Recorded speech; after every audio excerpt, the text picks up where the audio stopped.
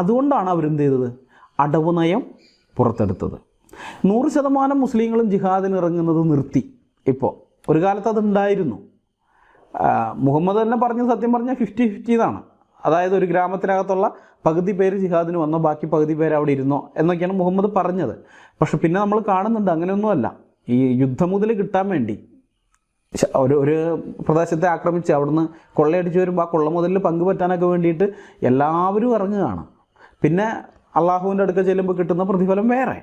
അപ്പോൾ അതിനു വേണ്ടിയിട്ട് എല്ലാവരും അങ്ങ് ഇറങ്ങിപ്പോരുന്ന ഒരു സമയം ഉണ്ടായിരുന്നു.